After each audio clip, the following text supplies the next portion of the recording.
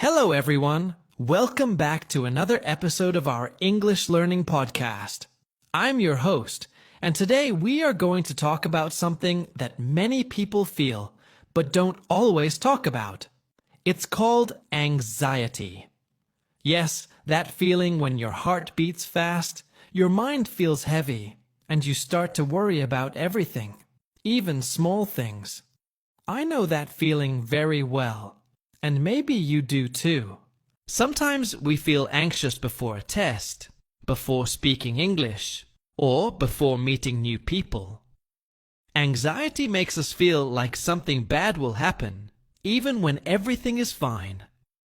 So today, let's talk about how to overcome anxiety and feel more calm and strong inside. Before we start, I want you to take a deep breath. Inhale slowly through your nose and exhale through your mouth. Good. Now let's begin this journey together. First, I want to teach you one useful English word that is connected to our topic. The word is overwhelmed. It means when you feel like too many things are happening at the same time, and your mind cannot handle it all.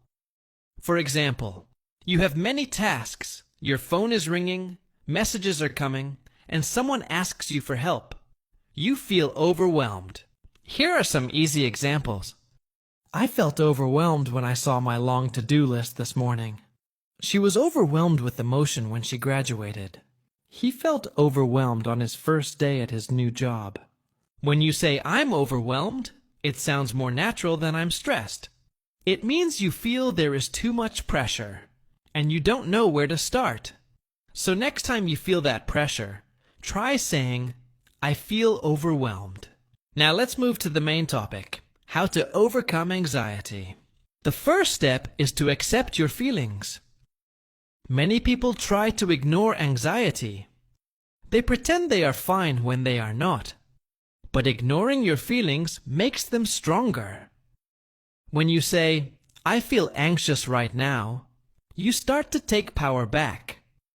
You are not fighting the emotion anymore. You are simply noticing it. And when you notice it, it starts to lose its control over you. If you are an English learner and feel nervous when speaking, don't try to hide it. Say to yourself, "Yes, I feel nervous speaking English."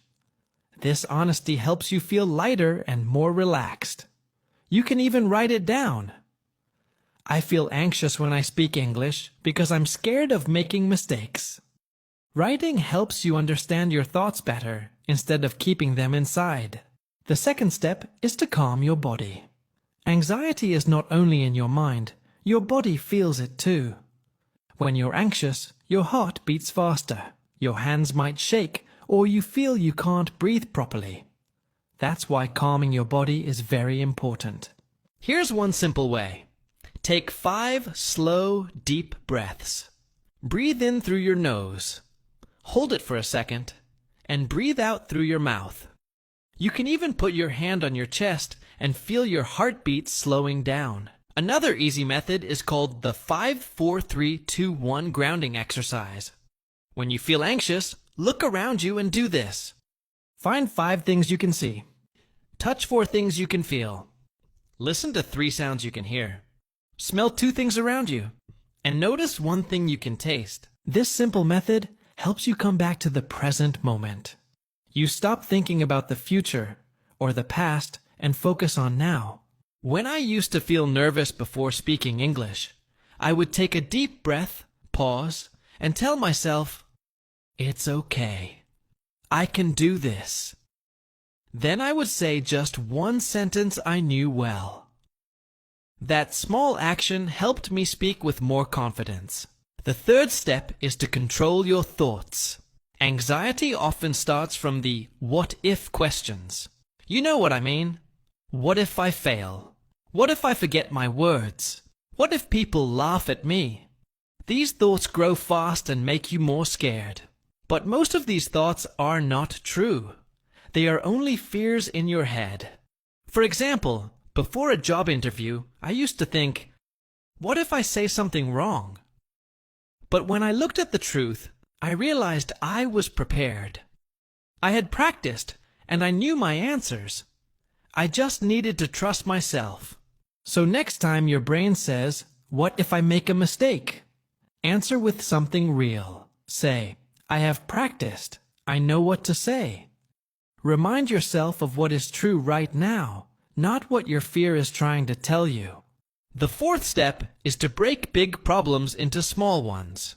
When we are anxious, our mind makes small things look huge. We feel like we cannot handle them. For example, if your email box is full, you feel you'll never finish. But if you say, "I will reply to 2 emails now, then take a short break," it becomes easy. If you are learning English, don't say, "I have to be fluent soon." That's too big. Instead say, "Today I'll learn 5 new words," or "I'll speak English for 10 minutes." Small steps make big changes. Every small win builds your confidence. Remember, progress is not about doing everything at once. It's about doing one thing every day. The fifth step is to move your body. Yes, movement really helps. When you walk, stretch, or even dance, your body releases stress. I can't tell you how many times a short walk has saved my mood. You don't need to go to the gym. You can stretch your arms, move your neck, or do light exercise at home. When your body moves, your mind relaxes. If you are studying English and feel stuck, try walking while listening to an English podcast. Or review your flashcards while walking slowly. Movement and learning together can make you feel more active and less stressed. Now, the sixth step is to limit what you take in. We live in a world full of information. Social media, news, messages, they never stop. It's like your brain is trying to read many books at the same time while people are shouting around you. Of course, you feel anxious. So, give your mind a break. Try to use your phone less, stop scrolling for a while, and focus on one thing at a time. If you're learning English, don't watch 10 random videos. Choose one topic or one podcast and stay with it. Quality is better than quantity. Protect your mental space. The seventh step is to talk about your feelings. Don't keep everything inside. When we stay silent, our anxiety grows stronger. But when we talk, to a friend, a teacher, or even write in a journal, we release that pressure. Saying, "I'm feeling anxious today," is not weakness. It's being human. If you're an English learner, this can help you in 2 ways. You practice speaking and you also feel better. You can talk to a study partner or a tutor. You'll see that you're not alone. Everyone feels nervous sometimes. When we share our feelings, anxiety loses its power. The next step to overcome anxiety is to build a routine that makes you feel calm and safe. Many people think a routine is boring, but actually, it helps your mind feel stable. When life feels crazy, a simple routine can be your anchor, something that keeps you steady. For example, try to sleep and wake up at the same time every day. Go for a small walk in the morning, or drink your tea quietly before checking your phone. These small actions tell your brain, "I am in control. I have balance." For English learners, you can make a small English routine too. Maybe study 5 new words every morning, or listen to a short English podcast while cooking or driving. You don't need a big, complicated plan. Just make small habits that you can keep every day. When your brain knows what to expect, anxiety slowly goes away. I remember one time when I was very anxious about work. My thoughts were going in every direction. Then I decided to create a small daily routine. I woke up early, did 5 minutes of breathing, wrote my plan for the day, and read something positive. After a few days, I started feeling much calmer. The problems were still there, but my mind became stronger. Another step that helps a lot is to be kind to yourself. We are often too hard on ourselves. When we make mistakes, we say things like, "I'm so stupid," or "I'll never be good enough." But imagine if your best friend made the same mistake. You would tell them, "It's okay, don't worry. Try again." You should talk to yourself the same way.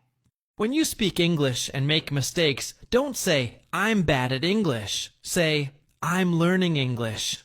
Every mistake is helping me grow." Be patient with yourself. Remember, anxiety gets smaller when kindness gets bigger. The next thing is to focus on what you can control. Anxiety often comes from trying to control everything: the future, other people, or things we cannot change. But peace comes when you focus only on what you can do right now. For example, you cannot control how others think of your English, but you can control how much you practice. You cannot control the weather, but you can control whether you carry an umbrella.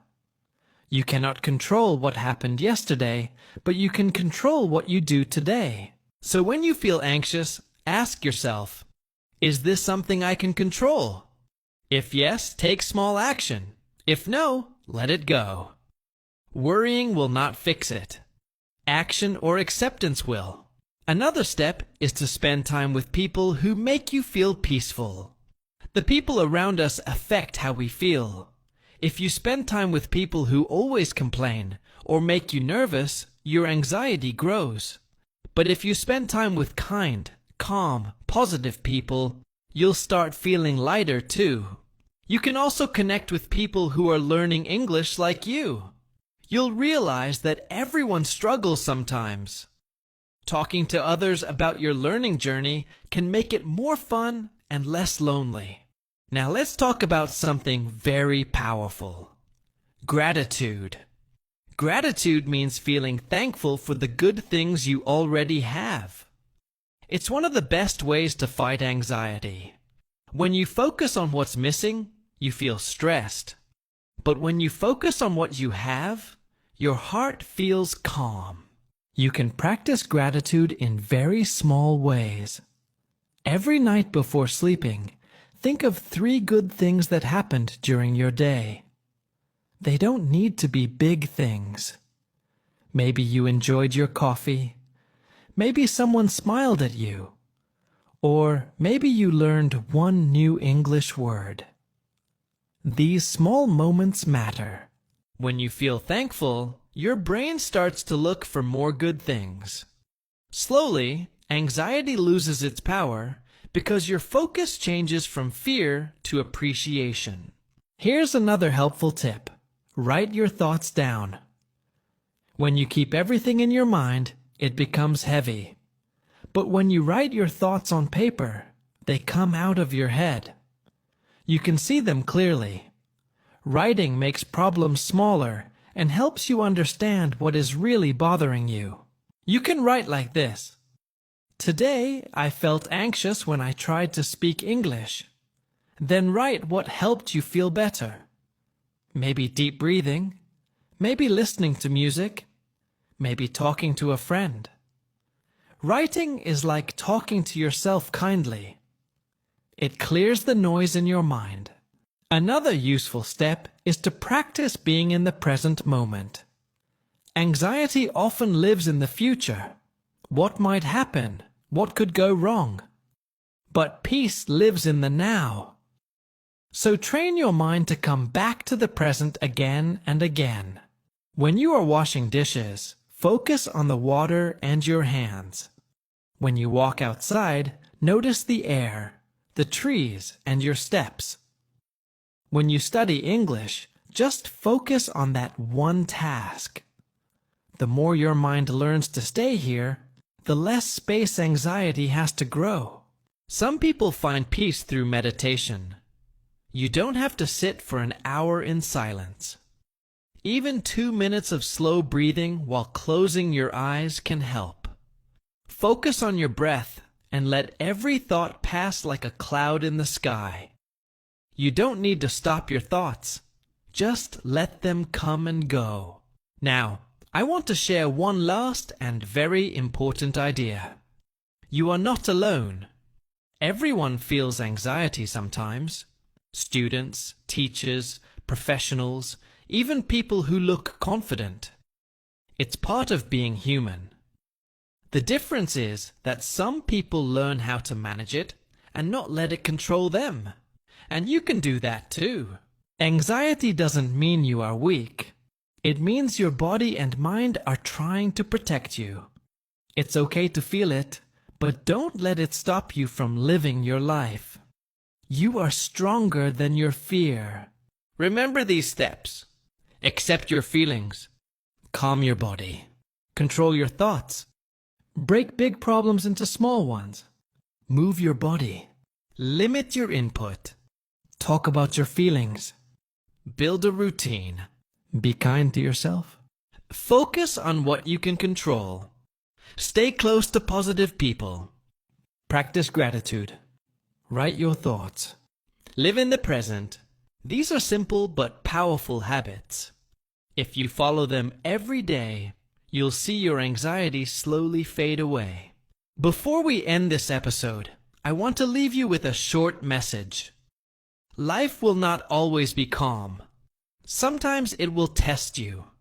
But each time you face anxiety and still keep moving, you grow stronger.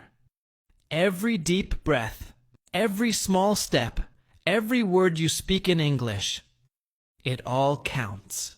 You are doing better than you think. And remember, anxiety is just a feeling.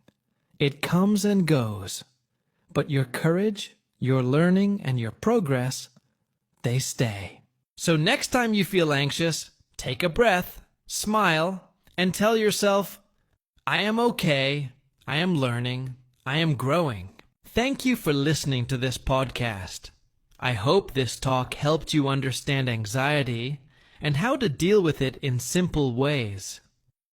Keep practicing English, keep learning about yourself, and keep believing that peace is possible. Until next time, stay calm, stay kind, and keep learning English with confidence. Bye for now.